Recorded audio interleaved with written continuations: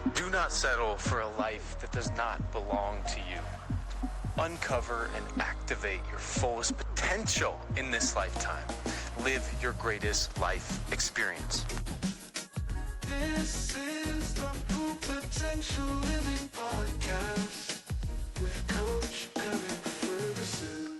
Hello and welcome to the Full Potential Living Podcast. Thank you so much for listening, guys. Let me tell you why you should listen to this whole episode. Put it at the beginning so you know whether this is right for you or not. So if you ever struggled with your health, gut issues, fatigue, anxiety, or feeling off no matter what you try, or maybe you just want to go to the optimal level of health and longevity, this episode could be the missing piece that you've been searching for. What if your chronic symptoms or your family member's chronic symptoms weren't random, but actually an intelligent signal from your body trying to heal? In this episode, guys, I sit down with Dr. Lauryn, a good friend who healed 13 chronic illnesses, 13, after battling anorexia from an early age. Incredible story.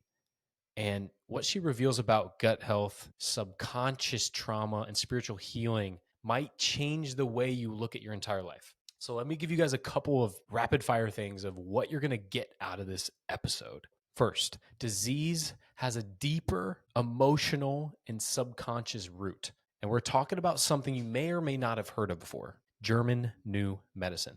Two, how gut health shapes your mind, your mood, and even your destiny. Why symptoms are not problems. They're actually messages. Why healing equals remembering who you are. Her incredible story at the beginning. We talk for the first 20 minutes about her story from anorexia. She's been on CBS, ABC, all these different platforms, TEDx, talking about her story for a long time now. So if you haven't heard it, seriously listen to the story. It's truly amazing and inspiring, and I hope it helps you.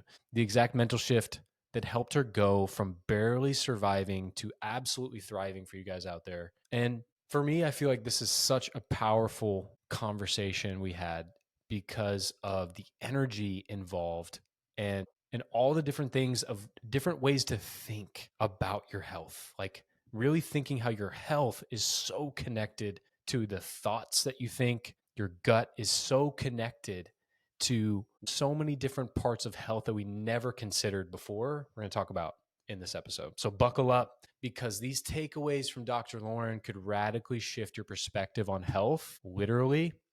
And one of them might just heal what your doctors couldn't. So I want to help you today to tune in.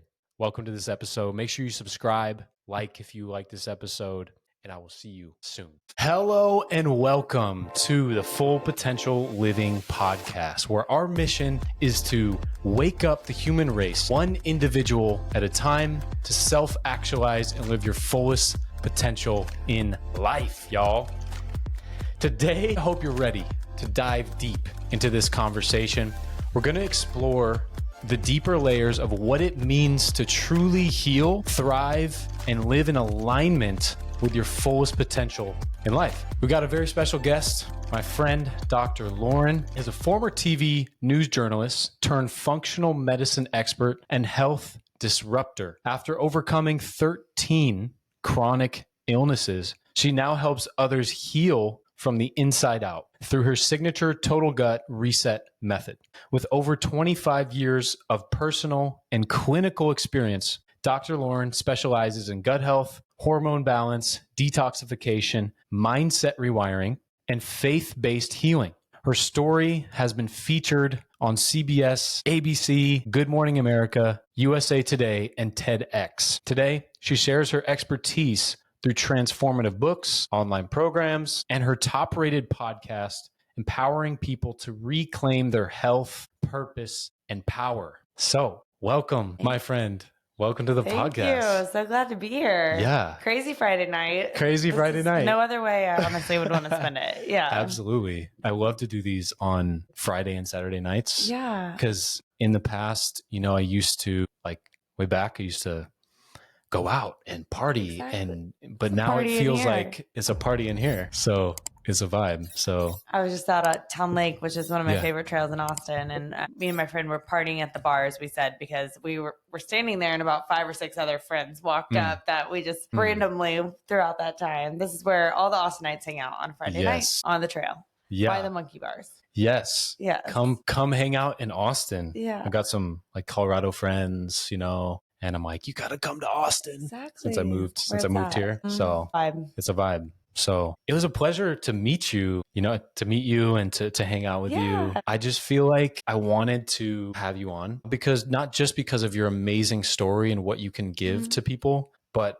I wrote down like 4 reasons why I was like, it's so cool to have you on. I just felt like your energy is amazing. Like really everybody out there listening today, I'm excited because like your energy is really positive, you know, and like dancing, like love me some hip hop, guys. I love that. You know, your story is a light for the world. And I think a lot of listeners can really benefit. Cutting edge. You know, I feel like the more and more I'm into Austin and I'm here, my family has a deep, you know, connection with health. And it's been part of who we are. It's kind of been a pride. So I come from a different perspective of like my family being like, we really care about health on my dad's side. And I think you really help people own their health, you know, in their body and their experience. I definitely love doing that. Yeah. Life's work here. Yeah. And then I just felt like we had a lot in common. So I was like, this would be super cool to have a conversation. Well, thank you for having me. So awesome to be here and excited to just, have a good combo.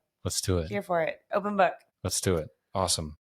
What is new and exciting in your life right now? Gosh, jump right in. I mean, I have been loving me some hip hop dancing, guys. That's one of my goals, alter egos, is to be a good dancer. But no, I've just been busy building a business. I've been in practice for 10 years as a clinician, functional medicine, after my broadcast news journalist career, and going to be coming back full circle to more full-time content creation to reach more people, as well as launching my Total Gut Reset company with aligned products and just the process that I've been working with clients for 10 years, really bringing that more to the masses because health is an inside job. And when I say total gut reset, your gut does not just impact your digestion. It's connected to your health, your head and your heart, your total health. Yeah. And so I really love helping people understand and bridge the gap between just like I'm bloated and constipated. It's not just about that. When we're optimizing your gut, you're optimizing your brain, your immune system, your hormones, your metabolism, your energy, as well as, again, like your head, like the thoughts that you think, 90% of that is related in here in your gut,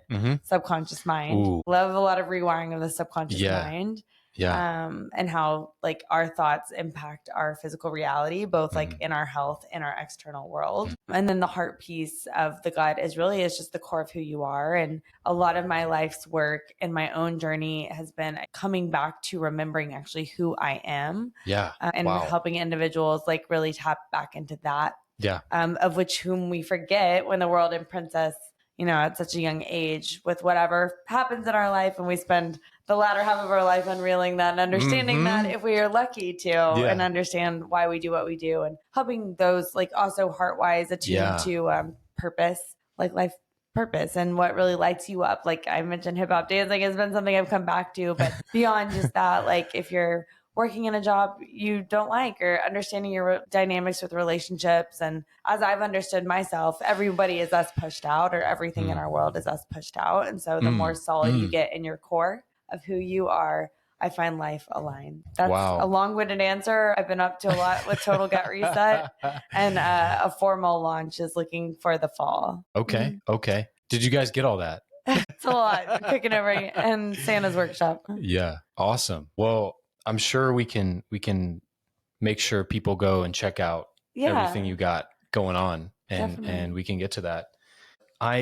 So I think a lot of people who are listening may not have heard your story, right? A lot of people out there. So I want to just always lay the foundation of the conversation and just kind of get to know you.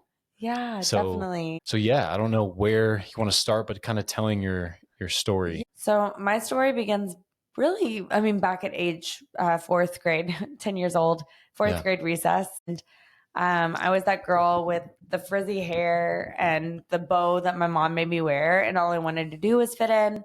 very much a floater at that time, but around that age, cliques are beginning to form and you're just questioning your own self-worth. We're about to go into middle school. And that day, the popular girls invited me to join their gossip circle where we're like laughing at Melanie Strawn's ugly sweater and gawking over Eric Arthur's cute freckly face, my crush. And then out of the blue, the topic of weight comes up. And the queen bee says, oh my gosh, you guys, I weighed myself last night and I'm 69 pounds. I'm so fat. And then turning to each of us and she said, what do you weigh? Yeah. And so one by one, there's like 6 or 7 of us that we have to go around this gossip circle and report to our drill sergeant. And I was a healthy 80 pounds at 10 years old. And when the circle got to me, though, I gulped and I lied. And I looked down at my feet and said, I don't know. Who is the drill sergeant? The drill sergeant was the queen bee, the popular girl. The popular girl. Yeah, okay. Exactly. Gotcha. She was our drill sergeant. We just reported, we just wanted to fit in, every little girl in that circle. So did that little girl. That was the drill sergeant. We would realize that later. But suffice all to say, I went home that day, stood in the pantry and turned over my favorite Dorito snack pack that I would get at, after school snack, after school in the 90s and began learning a brand new language, which is fat grams and calories. Yeah. And at age 10, my life path took a really sharp turn. Little did I know that the next 20 years I would spend on a roller coaster of diets, dogmas, doctor's offices, treatment centers, hospitals, after Google searches, doing every single diet under the sun. It was just like both diet and health culture, all striving to feel good in my own skin and to just be good enough. Yeah. That's all I really wanted. And at that age, it just began as an innocent diet of just like cutting calories, starting to do some more jumping jacks, running in my neighborhood. My parents being like, she's really wanting to get fit and healthy. 6 months later, started losing my hair, getting skin rashes on my skin because just like my body was malnourished, dark circles under my eyes, etc. So they take me to the pediatrician and long story short, I hear the words, you have anorexia a few weeks later. And that was just a foreign word. I was like, that sounds like an insect to me. I had no idea at age 10 what that was. But it was like a whole voice and language that had taken over my way of operating. I think anyone that has dealt with not even an eating disorder, but if you've ever been in diet mode or dialed in mode of just kind of like where that becomes your frontal lobe, everything you think about to a degree is whether it's your body image, what it is you should or shouldn't be eating, when the next meal is, etc. Yeah. So my life became consumed 120% of my thoughts of diets, food, exercise. But, like I said, roller coasters. So that began a whole path of this treatment world that I entered where I spent about 5 years accumulated of my like young life, teenage years behind bars, I say, in hospitals and treatment centers for this, where the classic treatments were Pop-Tarts, pizza, and Prozac for anorexia. Yeah. So very systems popular model. Treatments. Exactly. Literally, that's what they told you to. Yeah. Pop-Tarts, pizza, Prozac, like just standard American diet, which is very common in conventional health. It hopefully is changing a lot now with the way like that the health industry is shifting. But if you can think about a person that's like obese, overweight, what is it that the diet industry tells them? Move more and eat less, when they could have hormone imbalances, gut issues, mindset stuff going on, as well as a person with like chronic illness. So autoimmune disease, take a pill for this ill versus like, this is lifestyle, this is stress. So my symptoms of anorexia were treated what topically made the most sense, which was processed foods, obviously, and pharmaceuticals. And so at a young age, I lived in these two polarizing worlds. So it was diet industry on the flip side, and then the health industry, and internally, like the root causes just were not being addressed. And nor was I really aware of the pattern. So food is a metaphor. I talk a lot about this in my work with folks. And again, you don't have to have an eating disorder to have a relationship with food. And the metaphor of which food for me, like there was a lot of control, for example. I really desired for control. So in my life to be seen, good enough, etc., to find my worth. So how did I do that?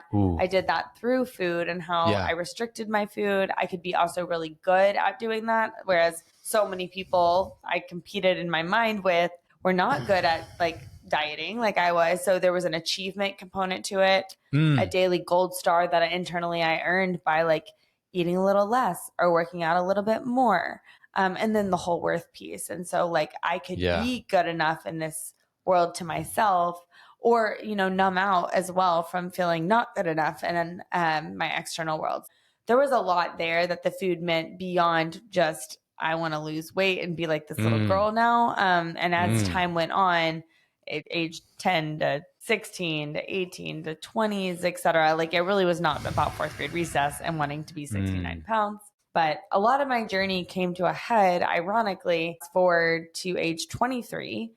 And I was in grad school at the time in Nashville, starting my second year. And I stood on the scale one morning, the day before school was supposed to start, my second year, and only to see a number I had not seen since I was that 10-year-old girl, actually 1 pound less. But this time I was a full-fledged adult. And in my journey today, like it was the first time that it really scared me. And it was no longer doctors standing over me. I was living on my own. It was not my parents saying like, Lauryn, you're unhealthy. It was just like me versus me, and a very big understanding for like why I was having chest pains all the time and why every time I ate anything, I felt like I had knives in my gut. Like my body was just shutting down. Yeah. I would run at 10 miles an hour with stress fractures in both feet on treadmills for hours, etc. Like I was just subsisting off 500 calories and really like working out 8 hours a day when I was in school, like 8 hours a day, and studying for 4 hours a day. So I was sleeping 4 hours. It was just nuts. So on my way, I got in the car, driving to the gym like I did every morning for my 5 a.m. workout,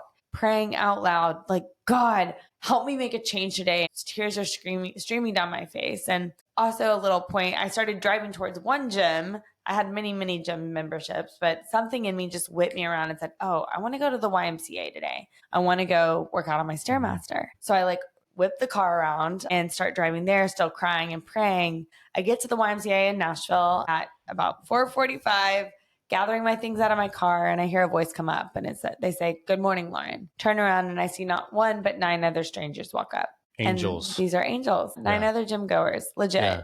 And they stepped in and spoke up and said they wanted to help. And not knowing anything about my backstory and my life, they just would see this girl every day killing herself in the gym and multiple times a day. And so they had all come together the night before and just said, we're worried about that girl. And like they tried calling my parents, and they actually had reached them and said like, you don't know us, but we want to help your daughter. And my parents just like were like, thank you, answers to prayer. So when they came in and said they wanted to help me out, I gripped onto my keys, and they said they wanted to take me to the hospital. Nothing imminent had happened by this time. No bullet wounds, no car accidents, no collapses. But something inside me just like caved and was just thinking like, okay, maybe this is some sort of answer to my prayer. Like people see me. Within 48 hours, I found myself in the ICU with a heart rate in the near 20s and doctors saying I may not make it. And I know without a doubt, had they not stepped in that day, I would not be here today talking to you. Yeah. It was just that imminent at that time. And it's just like such a God story to me, and how God is such the way maker in so many ways, like even religious or not religious. There's a story about the Red Sea and how Moses comes to the Red Sea with the Israels. He's leading them into the promised land. Yeah. And there's an army approaching them and like chasing them, and they get to the sea and they're like, how are we going to get through this? And God doesn't send a boat. He doesn't kill the army. He parts the Red Sea so they can walk through it. And so they began to walk or run through this Red Sea. And then as the army approaches, the water caves in and they don't get to them. So I call God the waymaker, that like in our lives, like I feel like sometimes when we're pressed against a wall and we've tried everything and like the most conventional ways or practical ways. I'd done all the treatments. I'd done all the meal plans. I'd done all the diets as well, and still was not happy in that way. Like it was God making a way through these 9 random strangers, gym goers at the YMCA that would step in and interrupt my pattern. Yeah. Like I could not have scripted that. How else would it have happened? Exactly. Like how else would it have changed? It had to have been like a no more moment. Yeah. So yeah. So I remember being in the hospital with my heart rate dropping and the doctors just buzzing around me. My parents were actually by my bedside by that time, heart rate monitors going off and them saying they may need to call code blue, which means like this girl is going to go into like just comatose, basically like cardiac arrest. We got to help her. And so, but I remember God saying, Lauryn, you're going to make it, but buckle up your seatbelt because it's going to be a ride. And I just am like looking up and I just felt like this peace and calm amidst this storm. Yeah. And I made it through the night and ended up staying in the hospital for another 4 weeks, like on heart rate monitors, feeding tubes, IV fluids, very coherent. But it was just like, it was going to be a journey. And that journey did not end there. It was like then I was going to go back down this conventional method of treatment. The doctor gave me, you can either do that or be tube fed here. So I decided to go out to treatment, said I would stay 6 weeks, ended up staying a full year in Miami of all places. Never foresaw being there. But on the day of the 6-week mark that I was in treatment, I started having cardiac pain again, which I hadn't had since that episode. And I felt like it was God nudging me like, Lauryn, I'm not done with you yet. Like, we got to ring this out. And like, in my mind, it was like, YOLO, I can just like I can make it through and like do what I have to do in 90s treatment. Babies, YOLO. Exactly. I love that. Yeah, exactly. But it's just like, I'll do what I have to do at the hoop so I can get back to living my life, like give me my life back. But it really was going through, in order to heal it, we have to feel it in some ways, in many ways. And there were so many like just up-leveled lessons and just the stillness there, despite all, again, the Pop-Tarts, pizza, Prozac, which will make your brain a little bit lethargic. But I write a lot about it in my like early books about like double bagel day, what that would teach me of like, I was so carb phobic at a time, or like what, just like not defining my worth by working out 8 hours a day or by dieting, and having to kind of just sit there and just these little things that maybe not the average person goes through every day. But if you have had moments in your life where you're in uncomfortable situations and it's like, how is life working for me, not to me? 100%. And taking away the lessons and like, what is this teaching me? So all that to say, got through treatment and like life was pretty good. Like I decided to change my career path, like really go into functional medicine on the back end. I found functional healing, which was like gut health was huge, and not having to go back into diet world or treatment world. For me, like there's got to be another way to feeling good in your own skin, having peace with food in your body. So I found that, and like little did I know it would be such a tee up for all the illnesses though that you mentioned as well. So the next decade, it was kind of like the quantum crumble happened, and then another like crumble in a way happened, because as we may talk about shortly, like the body does keep the score. So all those years of stress, all those years of self like devaluation really showed up in my body as all these autoimmune diseases, old illness, Lyme illness, heart disease, cancer workups, diabetes, hyperthyroidism, hypothyroidism. Like I was being diagnosed with something, it seemed like every few months, mast cell activation syndrome. And the body really was just like keeping the score from all those years. Yeah. Until I really learned then about rewiring the subconscious mind, which is where I'm in 100% remission now from everything. And today I really see kind of how I said food is a metaphor or relationship. Symptoms I see as metaphors as well. Like the external just mirroring things in the internal or things that our higher self wants us to learn. Wow. Yeah. Okay. So here we are. We can definitely get into symptoms and what they mean to kind of create a new understanding around them. But you said that this all with, so from wanting to be, accepted by that group of girls, that like it ignited. I would say that's the climax of everything. Like, I mean, it was all seeded so much like throughout earlier imprinting, whether it's like I'm 6 years old in ballet and like being told suck in my tummy, or I am at lunch in the 3rd grade and a friend saying, I'm going to go on a diet because I need to lose weight. And me thinking like, oh, should I lose weight? Or just like, mother, father, we can have like certain, like maybe more tethers to one or another. Like, and mine was, I really always wanted to be good enough for my dad. And he is an amazing dad. And I think it was just he wanted to be the best, amazing dad. So there was like the everybody is us pushed out paradigm there. He's wanting to be the best dad. So therefore I'm feeling like I need and want to be the best daughter. And as the firstborn, that was just like very subconscious imprinting. Wow. So I think there's a lot of little things that add up. And then there's like that climactic moment that can be a pivotal change in everyone's lives for like where disease or symptoms could start. Like in gut brain science, eating disorders similar to gut issues are related to indigestible conflicts. So like something we figuratively could not swallow or digest. So hearing that on the playground, that basically I'm fat at 10 years old, I cannot swallow or digest that figuratively. I don't ever share that. Like I was like a very cards to my chest kind of like kid anyways. Yeah. So going home, I wasn't like, Mom, they told me this. Like it really was just like me taking it all in, and it came out and manifested as an eating disorder. German New Medicine? Yeah. Is that where you're getting that? Yeah. Yeah. Yeah, because ultimately what's happening is through kind of biological, biological conflict, essentially we store that emotion from way Right. back. And And that starts the chronic disease right. process. Store the emotions, store the limiting beliefs, store the shock or the conflict. So there's emotions and thoughts and beliefs, they all interweave. Like we have emotions throughout the day. Yeah. But I mean, the disease process can happen without necessarily like the emotion being there, but it's the heightened stress, really. It's like Okay. a very significant stressor. Chronic stress. Yeah, exactly. Okay. Chronic and acute. Like if you think about even like, okay, a cold and a flu, like that's a disease or symptom that's not chronic. It can happen acutely. You get over it pretty quickly. Like, and the intensity of conflict or the stress amount of conflict a lot of times mirrors the disease. So like autoimmune disease, for example, is a chronic illness. It doesn't happen overnight. It usually is a slow build. That's related to more like a self-devaluation conflict over one's life. So like the body breaks itself down similar to like how we're breaking ourselves down. And so it could throw up as, say, like in my throat chakra here, like in my thyroid area, if I'm feeling like my voice, I can't use it, like it's not been heard, for example, in my life, or everyone else's needs are going on, but I can't like swallow like I can my own relate. needs. Not feeling heard. Yeah.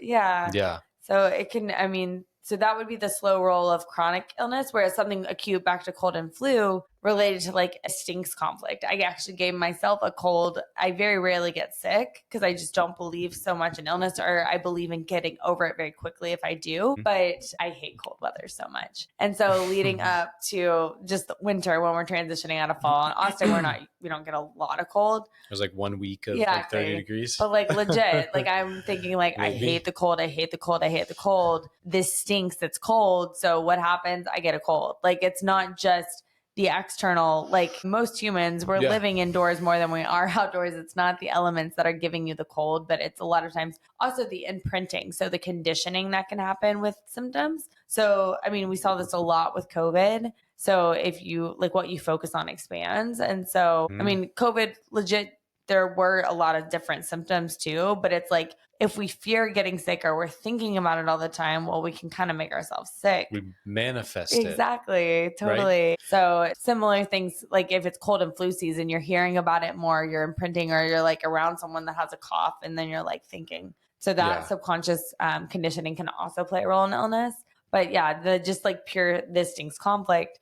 Or if you think about a little 2-year-old even that goes to daycare, like they're going through a lot in their lives there. Like little Johnny steals my toy. This stinks. So like how many little kids come home with like little colds and flus and like their immunities are building, but they're also being like conditioned and imprinted like just in social environments where the center of the world is not them anymore. So we can't always process with 2-year-old little Johnny what happened or what stunk at school that day, but they also get over it very quickly because they don't attach to the illness like a lot of times we adults do either.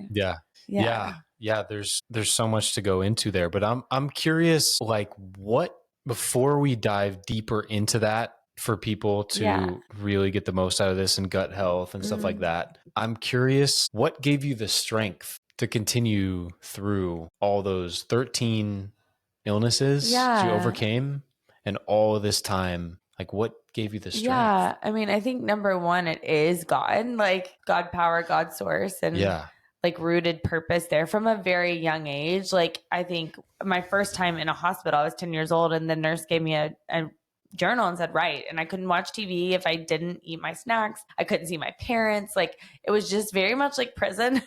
But I remember for the first time, like writing my prayers to God. And I still have those prayer journals of just being like very like close in relationship versus religion. To me, God is like my homeboy. I say mission possible every day with God. It's like fun and like being very like specific in prayers. That is number one. I think too, just learning to see, especially on the 13 illnesses, having seen how God redeemed in my life, like changed with the eating disorder, and like how something that I was told would kill me at some point early on in my life, and also told and believed by many people. The eating disorder. They told you the eating disorder would kill you. Exactly. Just like so many times doctors would say like, you're going to die from this. You're going to die. And like that imprinting going in and like to the point where you become kind of a stone wall with it, like life, like what's the purpose? Like, I'm just going to keep doing this, I guess, till I die. And also having a lot of like people that believe, but didn't believe in my full healing. Like, it's like people that loved me or like that would pray for me, but it's like, could I ever overcome? Like, you may know someone in your life where it just seems like they're too far gone. I think about the owner of Sun Life Organics, Khalil, who he was like a drug addict on the streets, foaming at the mouth, heroin addict. Like, he'd be a great person to interview on your podcast, but now owns multiple like million, if not, I don't know, $1 billion, I feel like, companies that are like, he's just doing great and great things for the world and humanity. So it was like one of those like turnaround times. Going through the 13 illnesses, it became again a mission possible. It's like, okay, this is my like underground medical school, I guess, and like life's classroom and an opportunity. I'm very much an opportunist in life and love to see like how and ask, how is life happening for me, not to me? And what is this teaching me? Or what is this hardship teaching me? 100%. And so that was really my like frame of mind throughout it. And just also knowing, I asked a dear mentor, I call them the Rafikis in our life. You know, Rafiki and Lion King is like a mentor, Yoda. And I've had multiple Rafikis or Yodas at different seasons of my life that were just like angels sent to me in different chapters. So this was my mold angel. Too. Yeah, Rafikis. Oh my God. Never called them Rafikis. Yes, but exactly. You could call them even Mr. Miyagi's or whatever, like Karate Kid. That's cool. But this mentor of mine, I asked her, like, what, Suzanne, have you seen separates people that get over this mold illness that is beating me right now so much to those that stay stuck in it? And she's like, Lauryn, the only thing that's different is they see themselves already being healed. And so that was like a huge mindset shift, because that I remembered back to my eating disorder, as well as remembering in that hospital bed, just believing like, okay, I'm going to be healed from this in that moment, even though I was like almost dying. Yeah. So that I think is what got me through it. Let me ask you, because I've done a lot of visualization in my life and I've seen amazing things happen. Like when I was 17, I didn't really grow up with necessarily a religion or anything in particular. My family was very like scientific based. My grandfather was, because he was actually it's funny, I'm in Austin now around the Maha movement, because my grandfather was in the JFK administration. Oh my gosh. Yeah. That's so cool. And it's like coming, I'm like, I'm here for a reason. Yes. Around the people. Yeah. And I'm like, my grandfather passed away. He had a long, long life, but I know he passed away with like, you know, secrets. Right. And I'm really curious about that. It's kind of a side note, but I think for me, I've always done a ton of visualization, and I've focused on, I don't even know where that tangent was going, but where that came from. Self is healed. But I've done a ton of visualization. Oh, it started from, because I watched The Secret when I was 17 and I didn't have religion. Okay. That's where it came from. Got it. And the gateway. It changed everything for me. Yeah. Because I didn't have any kind of foundation. Nobody brought me to church. Nobody brought me anything. Right. I was like, I've got to connect to something. Yeah. And so I started to train my mind. And I know a lot of people out there that might be listening love to, like, you know, train their mind, and they focus on psychology mastery and their mindset.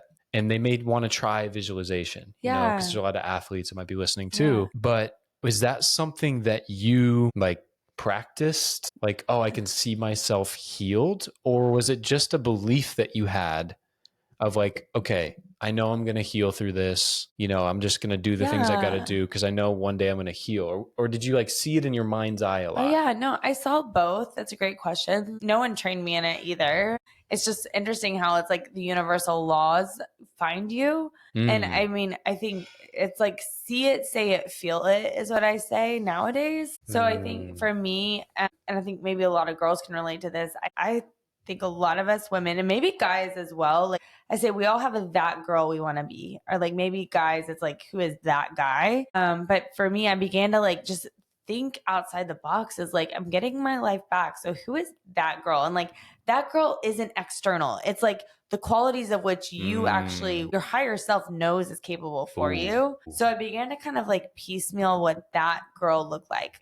How does she show up when her friends invite her to go out on a Friday night to a restaurant, for example, if coming out of my eating disorder? She says, she doesn't isolate herself. How does that girl approach a workout? Like, I love to work out. But she has an athlete mindset. She doesn't beat herself into the ground anymore.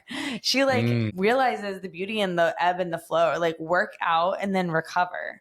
Or how does that girl like talk to herself when she looks in the mirror? I used to say I'm ugly, fat, and stupid for years. That girl doesn't talk to herself like that. How does that girl like walk into a room? So I would get very descriptive in my mind of kind of like depicting who that girl was. So then I began to conceptualize, like I called her like healthy, thriving me. So when anything circumstantially would come up, or I would feel like, how do I respond to this? It was like those WWJD bracelets back in the day. What would Jesus do? But it became what would healthy me do, or what would thriving me do? Yes. Which was kind of like my primary question I began to ask myself.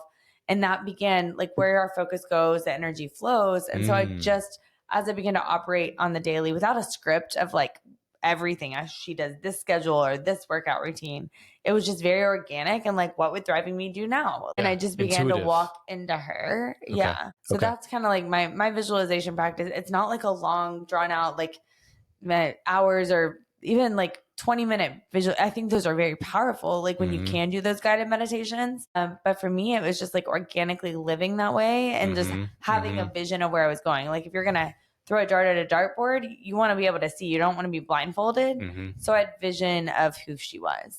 So I think, so the visualization process, or just being able to do that, is see it in your mind's eye. The belief is super important. Overall, it just kind of ties in how important the mind is. Totally. And in our healing process, or our ascending process to our full potential, or the sickness process. And I think too, if you have a hard time initially seeing yourself as anyway, it's like looking for the evidence outside of yourself, like whether it is a role model or someone that's like overcome something or maybe something similar, or there's a Instagram called The Way We Met, and it's all these cute stories of love. Like it's in your love and your dating life, and you're like, is this ever possible for me to like just feeding your mind with good things and kind of getting avatars in that way. And then also truth, wherever you seek truth. For me, it's like scripture. Like there's so many, like God is the maker of so many universal laws. Like so much of the manifestation movement has really been taken from scripture, which is beautiful, because if you read a lot of old manifestation works, like The Game of Life and How to Play It, or The Power of the Subconscious Mind. Scoville, is that her name? Exactly. Yeah. Florence. Florence Scoville. And then Neville Goddard's work, like all these old time, early 1900s works, like directly citing from scripture. And like Jesus lived that life of like parable, where he is just kind of like working out the universal laws. So that's a really fun way to like, whether it's tapping into those old works or just legit the Bible, like where you can get like truth. Yeah. So you can get your truth, you can believe in a brighter future, you can visualize it, and you can take action in alignment with that version of yourself. The acting as if and feeling as if. Acting as if. A really fun thing nowadays we have access to, if you have a hard time with creatively thinking what to do or how to act as if, is using ChatGPT and just like painting the picture of like, this is my avatar, or this is what I'm going for. Like, how do I like act as if I'm her today? Like what would be some ways, because I'm not there yet. It can be, or like what would be, I call them gut love mantras that I will help myself and my clients come up with for that girl. I am I am recovered back in the day is what I would say, like with my eating disorders. Recovered me operates differently, like embedding the new I am. But ChatGPT is really fun to do that too. If you have, again, hard time getting outside of your head of like, well, I'm sick right now and I have a hard time seeing not being sick. Yeah, totally. What for you, how much do you like appreciate where you are?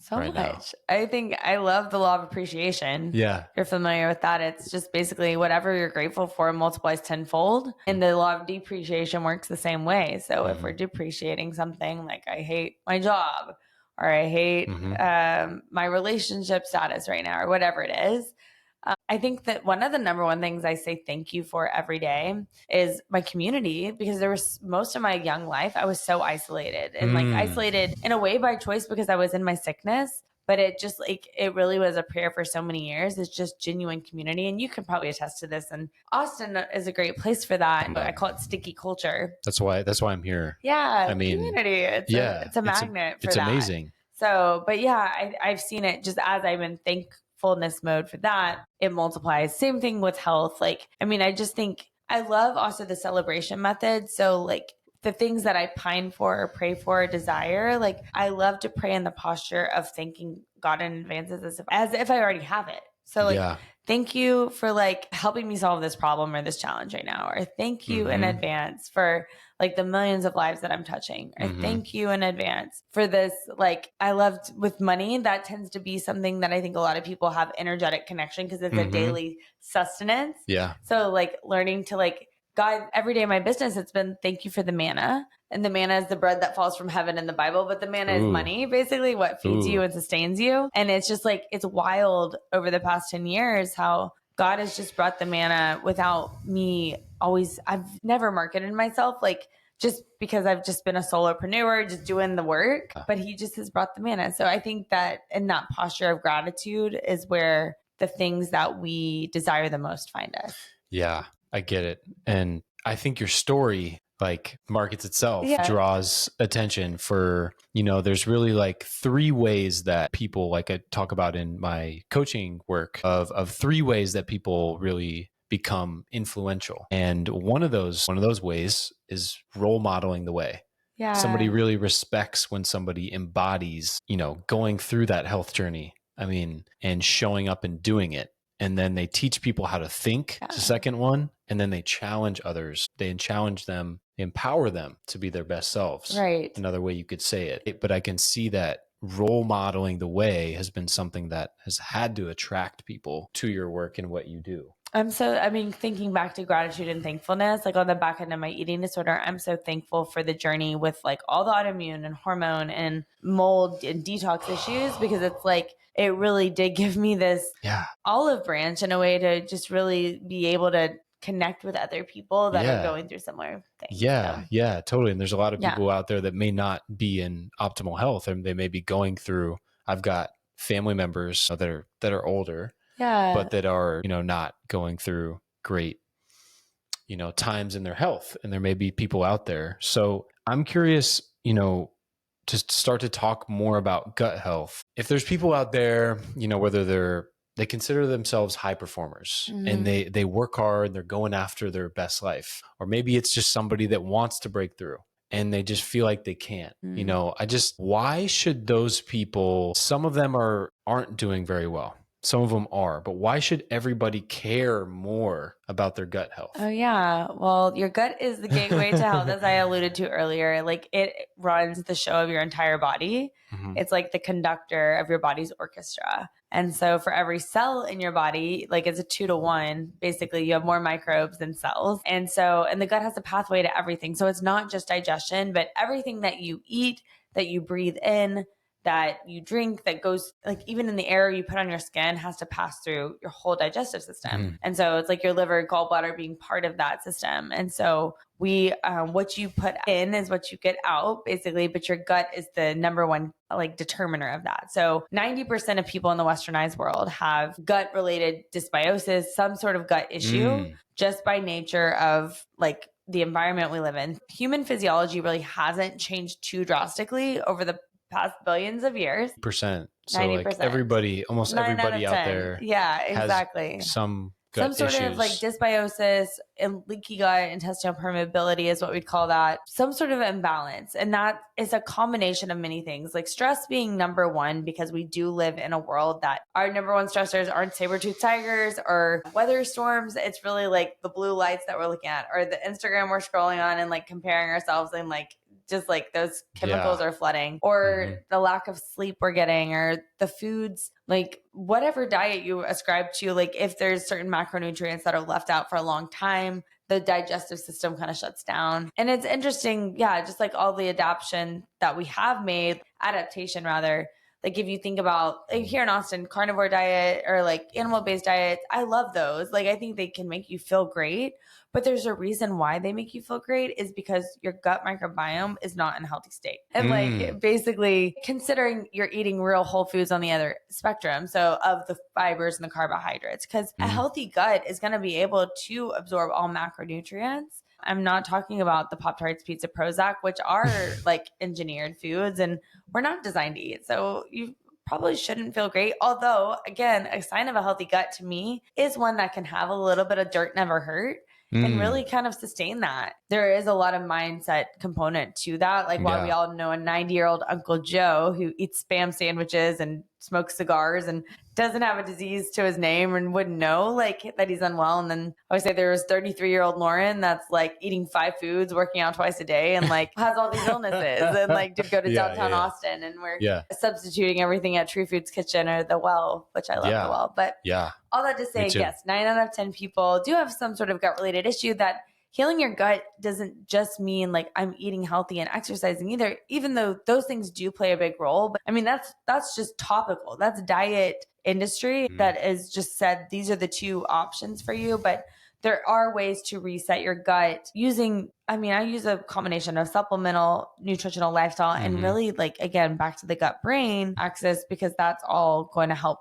Your microbes are only out of balance when stressor happens. Like your microbes, kind of like if you think about poking a wasp nest, like they're pretty happy in there until you poke it, and then they fly out into a tizzy. So same thing with your gut. Like it's in a homeostasis place until we poke it with stressors. And those stressors can be physiological stressors again, as well as mental, emotional. I say out of the gate, for me, the cards were kind of stacked against my gut from like antibiotics as a kid. I was a C-section baby, so never swallowed like my mom's healthy, if she had any healthy gut bugs. She didn't have a lot of healthy gut bugs herself. Processed foods, the formula fed, tons of antibiotics and vaccines, and just like all the medications early that really just like kind of set this new bar for my gut. So at age 6, I'm being prescribed Miralax and like Fiber One cereal, and which actually constipates you more. The doctors didn't know that back then.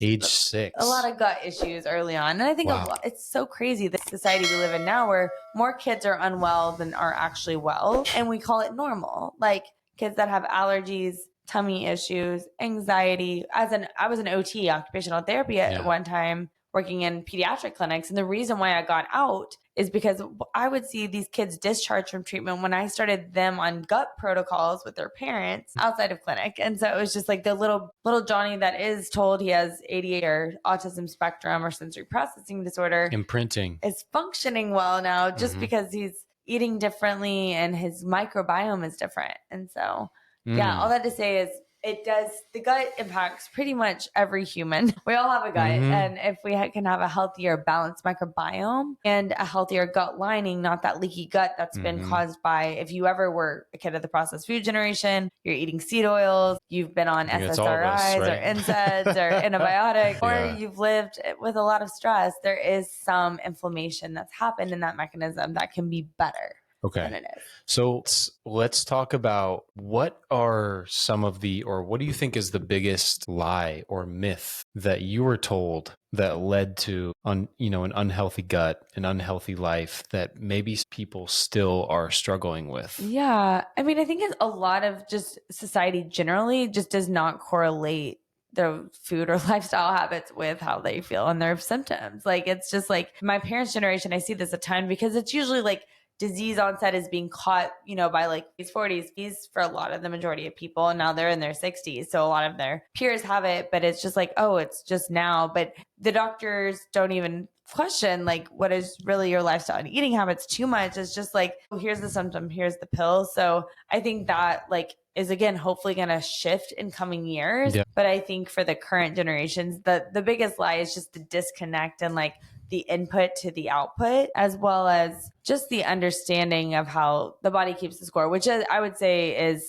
we don't know what we don't know. A lot of people are very unaware of that component of the stress. But yeah, I would say just like, it's crazy even how many people I've talked to over the years that are so disconnected with their body and like, hey, how often do you poop? I'm normal, but they're not going every day. Or like, what did you eat yesterday? And they can't remember. Like, it's just like kind of the lack of awareness. Yeah, because we have delegated our health to other people, to doctors and to other people, and say, take care of my health. And not really, you can delegate things in your business, but you can't delegate your health. Right. You or have like, to take and care we're of also yourself. sold a lie on the opposite end too, from the healthcare industry, switching to the diet industry, which it's just confusing, number one. So I think that's the biggest lie, is just the overwhelm of like, I raised in the Slim Fast era, so the 90s, so low fat was popular. And then we switched to like the South Beach and Atkins, which is where high protein, we kind of see that that's come back online in a different form now. And then we go to keto, like say like a little bit before COVID times. And then it swung to like still carb. We don't eat a lot of carb, but also there's the vegetarian vegan movement of its own culture that is very both like there's a lot of industry interest in all these as well, because there's products aligned with it or engineered foods that can be sold. But all that to say is just kind of getting away from the basics of like single ingredient foods. Like if it didn't grow on the land, swim in the sea, and roam the earth, it's not real food. So basing the bulk of our diet there. And even if you think about our great great grandparents who ate foods like steak and potatoes, and they ate the butter or even ate bread. They ate Wonder Bread that had 5 ingredients and not engineered foods at that time. Like it was still realer forms of food. I think about my grandmother who lived to be into her 90s, but she smoked like a chimney in later life. She drank a Coca-Cola out of a glass bottle every day and like fudge. But she was raised the way her microbiome was raised on a farm. So like from the get-go, she was seeded with such a different like health status than a lot of us were. So I think there's just a disconnect of like the health is an inside job altogether too, from both diet and conventional. Like even the diet industry is not really addressing like the internal health. They're just focusing on a macro. And the reason why your body changes with that macro is how it's affecting your microbiome more so than the food itself. Okay. So what do you recommend? I know diets are kind of used as tools. Yeah, they right? can be therapeutic for sure. And diet is a way of life actually in the Latin form. So it's a charged word. We hear it and we're like, it's a 4-letter word, but it really is a Latin, just the way of life. Yeah. So you talked about kind of a range of different diets there. Is there anything in particular you would recommend for, men, and then anything in particular you would recommend more for women? Or is it kind of just like whole foods? And I think for all, it's coming to a baseline first before we like even have to segment out the hormones. And the baseline would be like protein, fat, and fiber really synergistically, because they all work together uniquely. So from a digestive perspective. So protein is going to stimulate your stomach acid. So it's going to kickstart your digestion, where you're going to be able to assimilate your other foods. And it's also going to be the longest lasting energy source for the body. And it's going to help with healing the gut lining and amino acids in every cell it contributes to. And then you have the fiber, which would be the carbohydrate. So ideally in like real food form, vegetable, fruit of like good quality, not vegetable sprayed. and fruit. Yeah. Yeah. And like in forms that are most digestible to the current human gut is where I will I suggest a lot of cooked versus raw vegetables, for example, a lot of like lower FODMAP vegetables. A lot of people tolerate, especially early on as they're healing their gut or kind of stepping into it. Brussels sprouts, broccoli, cauliflower. If you tolerate that, great. And if you find yourself bloated, that's because you have certain microbiome overgrowth that like can be tamed over time. But so like taking a break from some of the higher FODMAP foods, cruciferous vegetables, raw fruits like apples, pears. There's a ton of like beans, grains, lectin type of foods in that family as well. But taking a break from those, eating lower FODMAP vegetables. I mean, I would say like if you're familiar with animal-based diets, a lot of that is soluble fibers that they're starting to introduce or say it's okay now, like squashes or certain fruits in there, maybe some fermented foods. There's a reason why people tolerate those. Again, it's not because those foods are just the most amazing for you. It's just because you have overgrowth in your microbiome, and our guts have to be retrained to be able to digest foods that if you grew up on Doritos like me, you didn't have a microbiome that got a workout. Like you had simple foods going in that your body was like, I guess I'll use this as energy, but I don't know what to do with this except there's inflammation happening now. But yeah, that's the fiber. And then the fat is like what kind of seals the deal. It helps you stay satiated for one. It also acts like a slippery slope throughout the whole digestive system to help you bring the food all the way through. It's going to stimulate your gallbladder, which is going to help with bile release, which is going to help you have a bowel movement. So they all synergistically work. And then again, back fiber, one more point I didn't make is like, that is the number one fuel source of the gut in a healthy state. So like of the lower colonic gut, the reason why, I mean, they say our like indigenous people ate 100 plus grams of fiber every day. That's a lot of fiber. And I don't recommend that for the modern gut right now because that would be a lot to digest. But like they were eating just real food their whole life. And so they had a microbiome that was able to absorb and digest that. And, you know, regionally is also going to impact like your imprinting. Like some people do feel better on a higher protein diet as well, and others a higher fat diet, but still getting in the balance. I'm also really into human design and how our design, like how, I don't know if you're familiar with that at all. A little bit. Yeah. A little bit. We may have talked a little bit about that, but you can actually be wired for certain foods. Like I am a high energy type in my human design. So by nature, my design reads that like higher fat foods actually, and like I like dark meat versus white meat, for example, are innate to my design to keep my energy up. And it makes sense why I was sick for so long in my eating disorder. Like I was kind of anti my design, living anti my design, just low fat, and how like a lot of times when we're misaligned with our design, not only for our food, but it also can impact our digestion and impact just our state as health as a whole nother tangent there. Yeah. But so generally speaking, I'm saying protein, fat, fiber for the average human, lower FODMAP on the fiber. Yeah. That's a good starter. And then we can get into the nuances with like hormonal. Yeah. Well, I'm curious for people that want more sharpness, more cognitive, you know, sharpness, and really have that because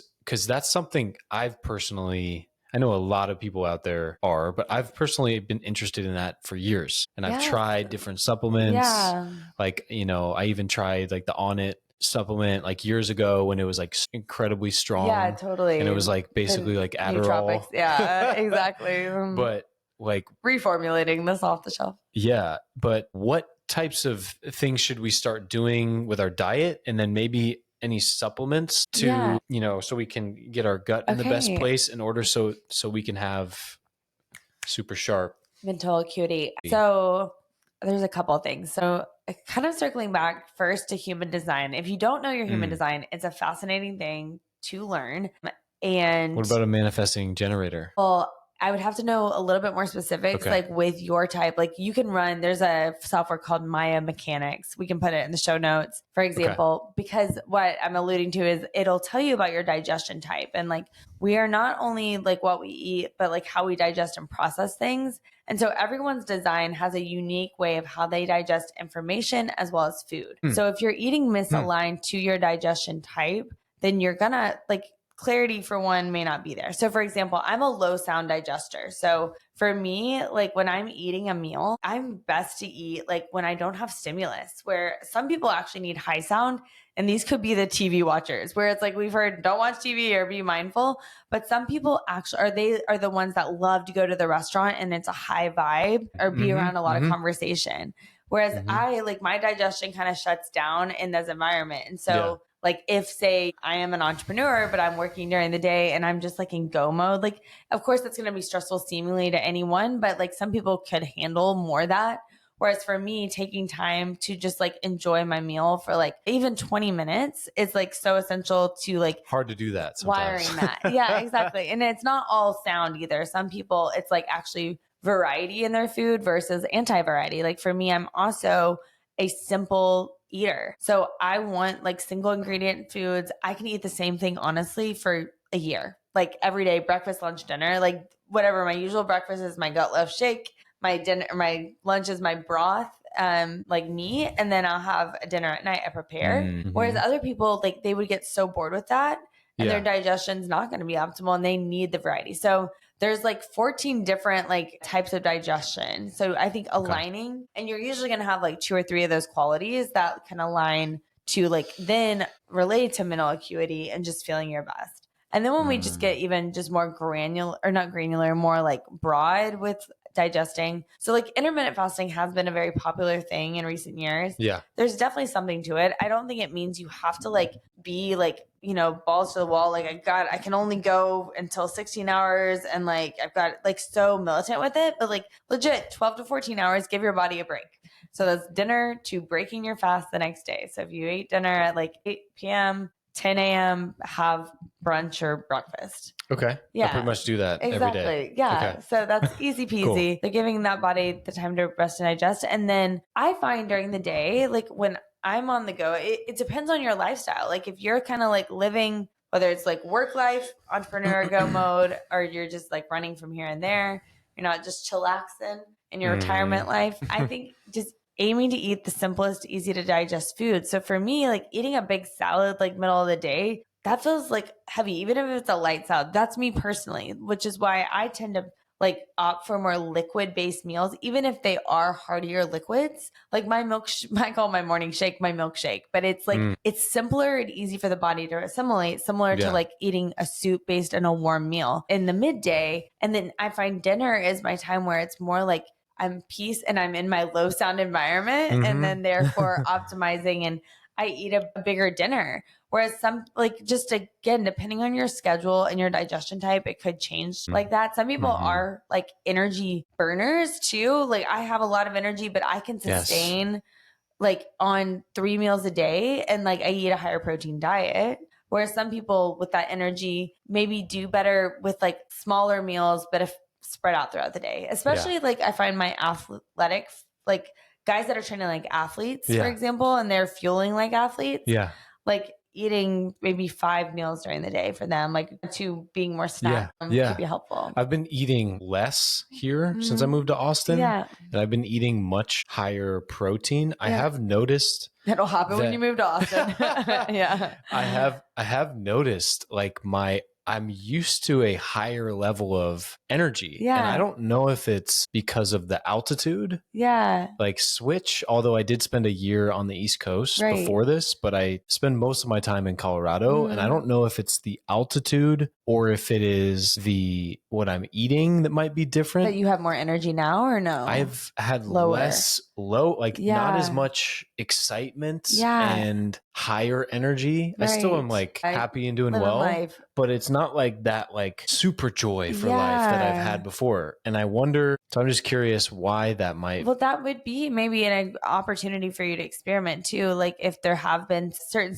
shifts you've made and like where everyone's microbiome is different too. And so I don't know how much protein you're eating, but protein, if we're eating like say like the meal is like this plate of a steak, like that is a lot to digest. So from just an energetic perspective, like yes, higher protein is high sustaining, but like sometimes it can come at the demise of like we're substituting out other nutrients we could be eating. And we're getting our calories through the protein. And of course it keeps us full, but we're also short circuiting. I noticed like when I did add in a little bit of like fiber to my even midday meal, which was, I used to be just protein based, but even just adding like some avocado to it, which does have fiber and some fat in it, my energy shifted greatly. And it was just kind of like, okay, subbing out a couple ounces of the protein for a little more like of this variety to my gut. And that like, could be a shift. Okay.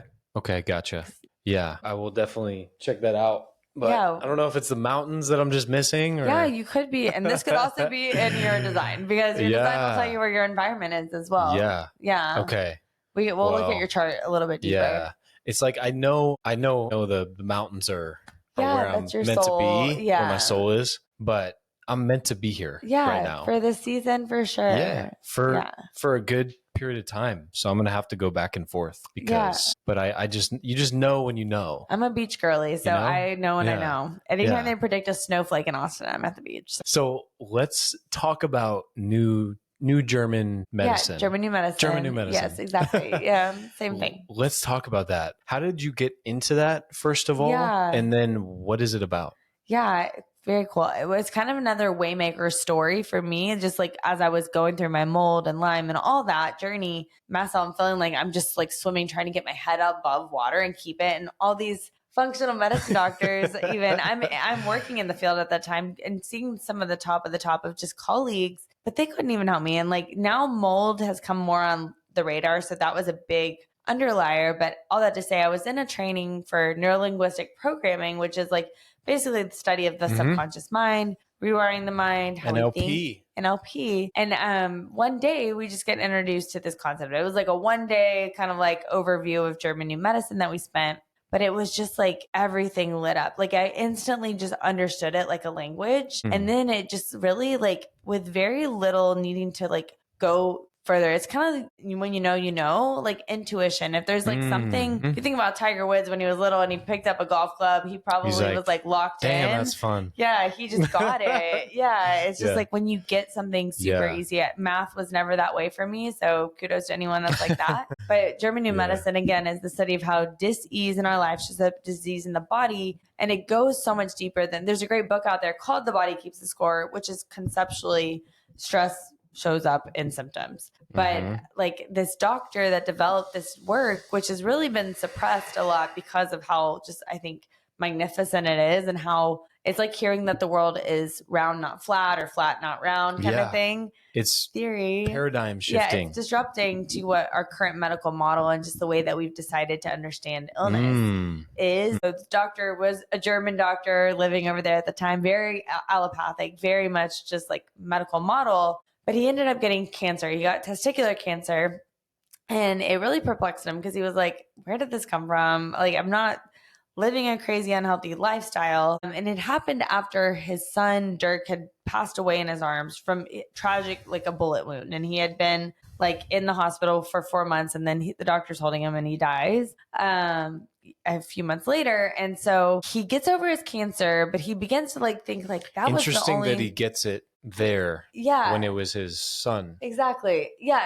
I'll circle back to that though. But because every symptom has a metaphor, every region that it shows up in. But so he gets over the cancer, but as he's timelining it, he was like, that was the only thing that really changed in my life was my son had passed away and then I get this cancer.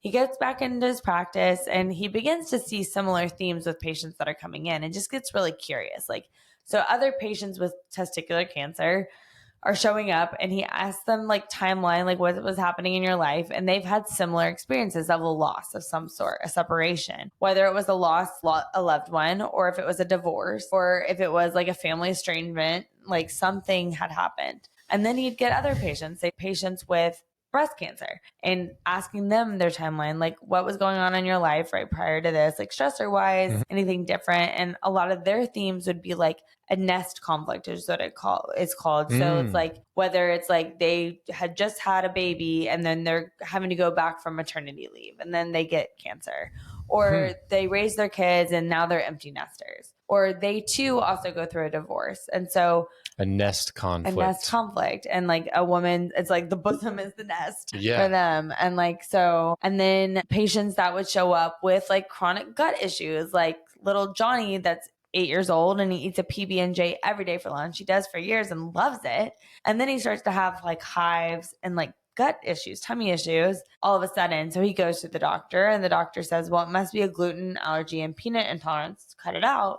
Right. But so when the parents come to me, we do the work, or like I call it doing the work, just asking questions. What was happening in your life right prior? Turns out little Johnny was eating this PB&J at the same exact time he witnessed his parents have an all-out fight in the kitchen that led to their separation and divorce. So as he's like chewing on this sandwich, he's witnessing that. And this is indigestible for him. And so the body keeps the score. So then when the brain signal, like it gets the signal of the peanuts or the gluten, it begins to correlate symptoms of gut issues, or the hives, which would be like a self-evaluation. Like, what did I do wrong? Like my body attacking itself kind of issue. And self-devaluation. Yeah. Okay. Which again, kind of shows up in the autoimmune space as well. So all that to say, this doctor ends up sequencing the brain and gets really interested in doing CAT scans on some of these patients. And he starts to see that there's concentric rings, inflammation in certain regions of the brain connected to certain tissues in the body. So the brainstem, for example, the patient shows up with these gray rings here and they're having gut issues. He begins to correlate that. And so where the brain signals or gets the signal, like this is indigestible here at the source of stress, conflict of stress, it sends the signal to the gut. Whereas with patients with like skin issues, he would see like in the cerebral cortex. And so again, like patients that had signaled, like the brain gets this stressor, like ping, lights it up here, it sends it to the skin. And so he mapped the brain for 1,000 different plus conditions based both like physiological conditions as well as psychological. So like anxiety, depression, bipolar disorder, schizophrenia, etc. Yeah. And so there's a whole map of the brain, but basically the symptoms are the clues of the metaphor of like, what is the conflict? So nowadays when I get a client, say they have like horrible endometriosis, for example, or horrible periods, PMS, a lot of times that's related to like a territorial conflict, like with a sexual partner in the past, perhaps, or it could be even something about their sexuality that they learned, like women shouldn't speak, or like anytime I get my period, it's like, it's a signal to their body that like, this is a masculine, feminine kind of conflict here. And so then there's like the pain in that region. Wow. Yeah. Wow. Okay. That is super interesting. So there's kind of like every disease. So I have some notes here too. So like every disease starts with a shock.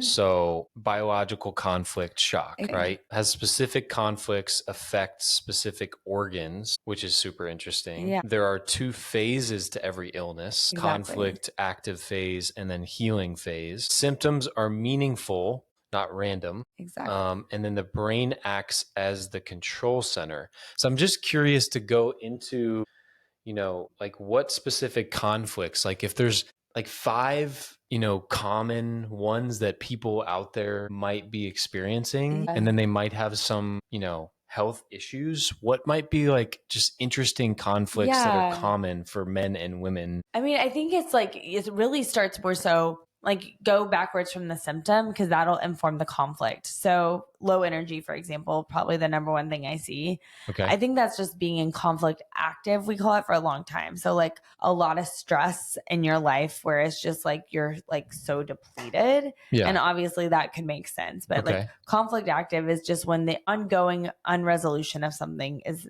there for you. So it could be unresolution in how you feel about yourself. Like I've been conflict active for a long time with self-evaluation back in my eating disorder day. Or it could be just like conflict active, like no doctor can help me figure this out. It's like beating me down kind of feeling. And so you're feeling like unheard, unseen, etc.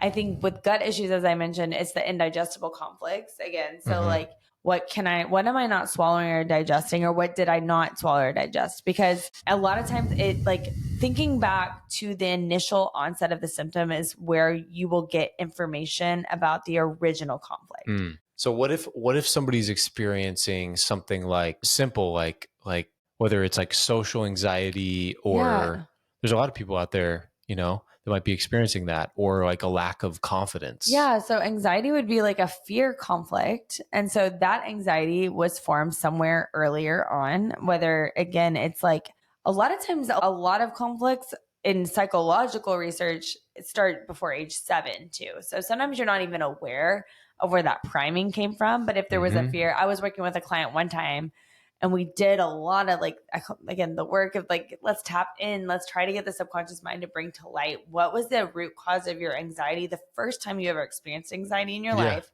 that like when disconnected will release you from other times. And she recalled being like 2 years old, climbing up on a bookshelf and her mom freaking out. And like, of course, a parent like, no, I don't want my child to fall. But the way that she imprints that in, she took all that anxiety in. And then from there on, like she had chronic anxiety. She's not thinking that, later on in life when she's in her 20s about being 2 years old, but like there's the priming of the original conflict that can happen. So then when we enter situations that could remind the subconscious of that, so being out of our element, for example, like being on a bookshelf out of her element, it could trigger like that anxiety. That Pavlov's law, if you're familiar, like where it's the study and research where they would ring a bell, and then when they would ring the bell, the dog would then come get food. Yes. And then they took the food away in the second part of the study, but they would still ring the bell and the dog would salivate. So it's the cue. So the cue is habit, the reward. out of element that was associated with that fear conflict that still remains that anxiety. You said, what was the other conflict? The confidence? Kind of, yeah. If you just for some reason are having a lack of confidence. Yeah. So like that would be like a self-worth or self-devaluation conflict perhaps. And that's like, again, rooting that back. I would say that is like the human condition, and the way that like also just, he who is in the world wants to also kind of thwart us from our purpose, our highest purpose. Because when we know our identity, a lot of times we are more rooted in confidence. So if that identity can be thwarted, then we kind of like chase our tail or we compare, and that lack of confidence remains. There's a great book called And David Perceived He Was King, which talks a lot about that. But just like, if it's just general, like my whole life, I've not felt confident and I just don't know where this stems from. I mean, it kind of going back to that priming, just like for myself, it was like 10 years old. I remember that distinctly because I've done a lot of the understanding and work around it, but it would be just getting curious. Where was my initial imprinting, whether it was from a parent out of love too. Like sometimes it's just the way we perceive things. Okay. But then, so what are the context clues that evoke or highlight confidence later? So if it's like, is there like a 3-step process or something that people could remember, or like a 5-step? Like, well, for just figuring out conflict, just figuring out, So yeah, I think it's like, what was going back to when did my symptoms first start? When did my symptoms start? And like, what was happening in my life around that time? So if you root my lack of confidence being back to age 10 or 6 or whatever, what was happening in your life at that time? Okay, cool. What were the beliefs that were created, the negative emotions, and the circumstances going on? So beliefs, thoughts, emotions, circumstances. And then future pace that today in my life, like when those beliefs, when do I feel or think those beliefs or experience those emotions, to see if there's any relation to the emotions and the beliefs nowadays that bring up that kind of back to that bell. What is the bell of this lack of confidence for myself? And then I can give you a step for getting out of it, but that's for just kind of like understanding root causes. Go back to when your symptoms first started, ask yourself what was happening in your life around then, and then get curious around the thoughts, beliefs, emotions, and any contextual things. Like it's like people can have symptoms. I think a great example would be like if you ever go home to your childhood home and then it's like whether anxieties come back up or old habits come back up or symptoms come up that maybe you had as a kid or in the childhood home or cyclically, it's like there's like at a subconscious level, this priming that's like remembering thoughts, beliefs, emotions are contextually like relationship dynamics within your family that even though you're older and you're like removed from that, it kind of just still evokes lingers. That. Yeah. So it's just like subconscious. Yeah. I know a lot of my clients, like right now, I talk through a lot of those family dynamics, because that type of a thing will continue throughout your whole life until you get back to what happened at that time, rewriting that story. Yeah. Interrupting it. Yeah. And like creating a new story, a new version of what that life was. Yeah. What you learned from it. I also love like the blaming effectively exercise. Like if there's something that feels like it happened to you in younger life and it's just like basically blaming, whether it's the person or the circumstance, like little girl that tells me on the playground I'm fat at 10 years old. Like, thank you so much for like up-leveling me in my life and giving me like a mission and a purpose in my life, like path, etc. Like where it's, I don't ever have to send it to her or say it to her, but it just like empowers the situation and you to be backing. I was going to say earlier, like, what do you think like God's purpose for you in your life is? Because it's so, that was really hard what you went through. Right. What is his purpose for you? I'm definitely for others? Heal to heal others, but I'm here to help others awaken to their purpose and turn their greatest setbacks into their biggest comebacks. Yeah.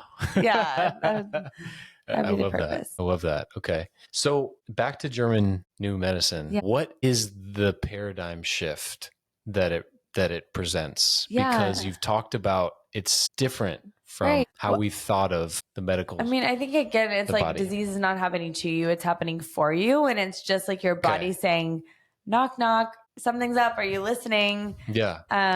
In the internal state and gives you just more. Yeah. Your symptoms are not just like a goalie washer. They're coming over you anymore. Like you can have the Harry Potter wand is what I call it, to take your health back into your own hands once you understand the roots of it. And then you begin to recreate that new story. I've had so many case studies I could share with you. For example, one of the first times that I was getting into the work early on, I had developed a stress fracture on my right foot. I run every day at Barry's Boot Camp, almost every day. I love Barry's Boot Camp, but it's like 20 minutes on a treadmill, like sprints or long runs, whatever. They mix it up. So nothing had changed significantly in my training, but all of a sudden I get this stress fracture on my right foot. I'm like, I guess I'll take some time off, but like, where did this come from? Nothing, even in my diet, et cetera, has changed. And so all that to say, this is related to an immobility conflict. So the inability to move forward in some area of my life. Well, in your foot. Yes. Wow. Around that same time, exactly that same week, this guy had come back into my life. He had moved to Austin that I had really liked. And I started seeing him every single day at the co-working spot where I was at. So he was just showing up like one day, all of a sudden. So my subconscious is reminded now of this guy that I've liked, but it's like, we've already talked, it's not going to work out. And so at a subconscious level, I'm just thinking about this immobility conflict. Stress fracture happens. Still, there's like some feeling for him. And this stress fracture ends up lasting for 12 weeks. Most stress fractures should heal in 6 to 8 weeks when you're doing all the things of which I was doing. All that to say, it lasted 12 weeks until the day that I deleted his number in my phone. And I just like really just made a break and said like, he's such narcissistic, not for me. Life, like I'm moving on basically. That day, stress fracture heals. And so it's like the body was just like, thank you. You finally see what I'm trying to up level you in and try to tell you. I had a client that developed a UTI. If you're familiar with like, urinary tract infection one day. She hadn't had one in 13 years. She's like, Dr. Lauryn, I don't know where this came. We just had a session yesterday and now I have this UTI. What do I do? Of course, I know all these holistic remedies. So I send them to her. And then I was like, wait a second. What happened yesterday? She had been processing so much anger directed at her partner. Like he never like cleans up after himself. I'm the one that works and does the cooking, etc. Like a lot of frustration. She was just offloading in the session. All that to say, UTI is related to a territorial conflict down there. And that she had been having this territorial conflict with her partner, that she had shared a lot of that frustration and kind of hit that breaking boiling point. When I highlighted that to her later that day in a message, I was like, wait a second. I was doing some thinking. Do you remember what we chatted about yesterday? By the end of that day, she's like, Dr. Lauryn, you'll never guess it. My UTI is gone. And I didn't even have to go get any of those remedies because she made the break with that. And so it's very like healing can happen very quickly is the point of all of this. Wow. When you understand the conflict and then you begin to take your power back by saying like, yeah, I know what this is trying to tell me. Let's go. I love it. So if I've had, back pain, upper back pain for a while, I feel like I might know what it is, but how would I begin to, if somebody out there has like knee pain, or maybe you just start with my example. Yeah, exactly. So a lot of structural components are going to be, even my foot as well. There's usually a self-evaluation part with the physiological body, like musculoskeletal, something that like I'm being hardest on myself, or I don't feel like I can shoulder or carry it. I was going to say like taking on too much. Exactly. But not there's getting help, or feeling like you have the weight of the world on your shoulders or your back. Lower back pain is a lot of times connected to both the unsupported conflict as well, but a lot of times financially so. So I'll see a lot of like more job stuff show up here. This could just be, like you're just doing your life like you, and it feels like you and you. Yeah. In many ways. Yeah, and so maybe. That's where, I can relate perhaps. Yeah. Well, I've been curious about it because I've tried many different things. Yeah. And it does get better. Actually, you know what? It has been better since moving to Austin. I don't know why, but it's still like a little bit there. So I've just been curious of like, why has this been here for 3 years? Yeah. And I actually started communities in Colorado. Yeah. But I still felt like it wasn't quite what I was really looking for. Like something was off. And so I was like, once I came here to Austin, I really felt like, oh man, this just feels right. Everybody's awesome. Everybody's like me. Awesome. And but I feel like community maybe has a part to do with that, Yeah. And I've done a lot of like work on this and like finding my tribe like multiple times, starting a community, like, but still I had that. So I wonder if that's beautiful. Is somehow and that would related. Be a perfect understanding also specifically for you if you're feeling back to the support and feeling like you're supporting yourself or having to carry things. Community is actually like, strength in numbers, even if it's like just being with the human connection. Yeah. But there's that component. That might be part of it. Yeah. And then it could be the interesting thing about German New Medicine too. A lot of time there's this like 8-second delay with symptoms. So meaning like you can be going through a very more significant conflict of feeling unsupported, but you don't feel the back pain as much until you're maybe removed from the situation. That specific like high stress conflict where it's like what we would call now the disease or symptom state is actually the 8-second delay of healing. So it's like the healing phase. kind of if you're running from a bear in the wild, say you sprain your ankle and you get a scab knee, you really don't feel it in the moment because you're in adrenaline and you're just getting through the stressor until you've escaped from the bear. You're in the tree, or like the bear just like was like, you're going too fast for me. And now I'm like, oh my gosh, I sprained my ankle and now, or scabbed my knee.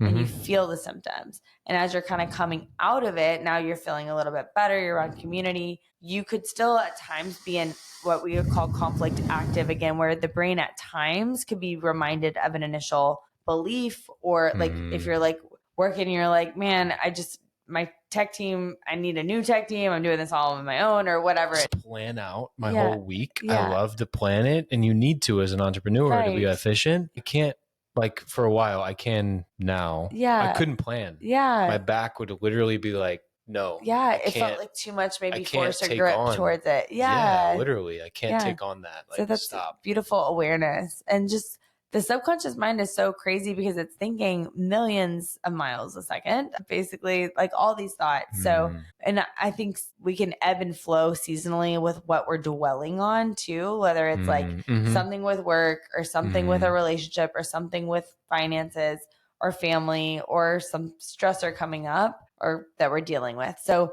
but like those little cues, be careful of which we think, because they can be like little highlights or just the symptoms can be the highlight of like, what was my subconscious mind? Like what was a belief or like emotion I was experiencing prior to this? Okay. So if people find themselves in those lower times, mentally, are there any kind of tricks that you use or just practices you use to get yourself into a more positive thoughts and thinking? Totally. I mean, I think there's so much. I think awareness is huge too, to catch yourself, because sometimes it can be challenging if we're like just kind of feeling the feels, or we're just like in the headspace to be like, I flood my mind just daily. I think what we feed our mind. And so like my workout times are sacred of like, whatever. I'm listening to Bob Proctor lately, if you've ever heard any of his work. I love Bob Proctor. But I'm usually listening to some sort of audiobook or podcast or high vibe Proctor. Music. Yes, exactly. So just like throughout the day, flooding, as well as like continually like praying without ceasing, like releasing thoughts, worries. And I do that in the notes on my phone throughout the day, like where I'm texting God basically. But it could just be like you're trapping worries, thoughts, and beliefs and reframing it into a prayer and release versus just in your head. And then, you probably, nervous system regulation and aligned action. So what could I do just right now that would make me feel good when I'm feeling like down, whether it's like turn on a song and do a hip hop dance, or it's getting outside, getting away from the screen, like connecting with someone. If I've been in a hole for a minute working, just kind of like living in the vibe state. I think a lot of people out there, when they're in those places, a lot of it is lack of connection to people. Exactly. Because we're all spending time on laptops at home, not around people as much. And it's like, we just need more connection. Exactly. I think that's just the beauty or the psychology of why social media is so addicting, is because it really is a way that we at our fingers reach are trying to connect to people. And so like, we're wired for people. We're not meant to be cast away with Wilson. We're not supposed to be alone. Beautiful. Wow. So I'm curious next, the last couple questions here. This has been awesome. But I love this idea that I've been exploring lately, in that we can't really spiritually raise our consciousness, because a little bit of context, full potential living it's been really like defining like what it is. And I'm not going to say all of it right now, but one big part of it is raising our consciousness. Totally. We have to raise our consciousness to a higher level to live our full potential life. How we have to wake up to who we truly are. So I think, in terms of like spiritually raising our consciousness level, without this optimal level of health, like what spiritual significance does gut health play in being our fullest and best self? Yeah. It's the core of who we are. So it's like, back to kind of going with your gut. And when you don't go with your gut, like figuratively, or if you think about even like, answering C on a test, you're like, man, my gut told me that. But it's really being true to who you are and remembering who you are. Because again, we're born as we are and we get away from that. Like early on, as the world throws its tomatoes at us, or like the messaging and who we should be. And there's a guy on Instagram, David Avocado Wolf is his name, but he's been lately posting just like the pictures of like how so many women are just like looking the exact same Yeah. nowadays. And like we see it like kind of the filter culture happening just like Yeah. from an external perspective, because it's just like we just are like striving to find who we are. And like, yeah, I think that's what the gut means to me. It's like at a consciousness level, as like maybe cheesy as that sounds, it's getting back to the core of who you are, which is where works. Honestly, human design, it's like a DNA for your personality. If you're like in strengths, weaknesses, life path, and purpose, where it's not like a Myers-Briggs personality test that you're taking that's like, I think I'm like this. It's just like, wow, this is how I was designed intricately. And so stepping into something like that, or there's a great book called The Purpose Driven Life, like really attuning to like, what are you here on this planet for? Yeah, that's what the gut signifies to me. Yeah. I think for me, that level of my intuition is super strong, and Definitely I really follow being connected to it. Yeah. And I've always followed it my whole life. Everything I've done is following my excitement, my intuition, my joy. And I find that a lot of it sits there. Definitely. And I think there's so much. I think I've had a pretty healthy, I know I've had a pretty healthy gut. I've been lucky to have that. That's great. Most of my life because of I've had, family, but I think it's so connected to my higher power and guiding me. And it makes so much sense when we are disconnected from it physically to how even more disconnected we can feel in our life. So as you heal health-wise, it can awaken the light bulbs. Yeah. You get more connected spiritually. Yeah. I think that's part of the problem in society is people aren't healthy. Therefore, they're not connected to a higher power. Exactly. And so they're not really thinking. They're not really connecting. I would say be kind to the guy that flips you off on the road because he's underslept, he's constipated, his blood sugar's all over the map. He's feeling anxious or lonely. Yeah. So, Doc, what do you feel like is the most meaningful part of your work? Sharing your story and your work. I think just seeing people come to life, like live fully alive and to awaken themselves. Yeah. That's amazing. Yeah. And what does a full potential life mean to you? Oh, that's a great question.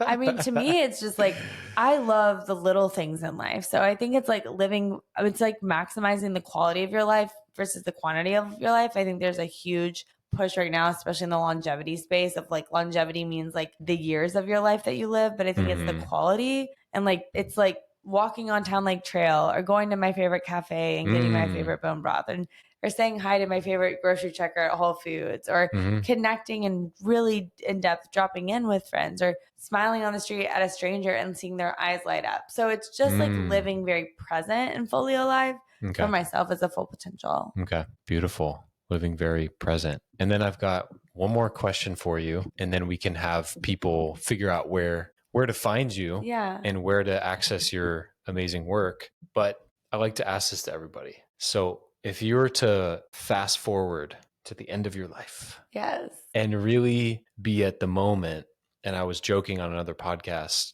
a few like weeks ago, months ago, whatever it was, and Dr. Ryan Rossner was saying like we can potentially live to like 500 years old. Yeah. What? Right. But so I was like, okay, like fast forward to the end of your life. And he's like, well, I might be 500, but but at that moment so you're at the moment where you're about to pass away. You're about to go, and you kind of reflect, you think back on your life, and you want to pass away with peace and just like, it's like literally it's okay to go right now. I did everything I could do. What would be 2 to 3 things for you, whether they're goals, whether they're philosophies you lived by, whether whatever it is, what would be 2 to 3 things for you that would be like, okay, you know what? I did everything I could do. I lived my purpose. It's okay for me to pass away into the next life. Yeah. Would that be for you? That's beautiful. I think it's just like, number one, living as God's hands and feet. Like, I'm just like a vessel and here to embody that work. And so I think that's like already in the happenings today. The vessel of God. Yeah, exactly. I think from just like the work and the legacy I'm doing in the world, it's really disrupting like diet and health culture. Let's go. Yeah. With like the health is an inside job, and really to like get that paradigm shifting. So where we are like really healing individuals from the inside out, like health, head, and heart from a holistic perspective, giving them the tools that they need, both in the training they need medically too, to understand that paradigm. And I think a lot of this gut brain work that we've just been talking about, the German new medicine work of just like that paradigm also being infiltrated for people so that they are not victims to their circumstances or to their symptoms, and just like more embodied in the lessons that they're learning and up levels. Yeah. So I think that would be from a work perspective. And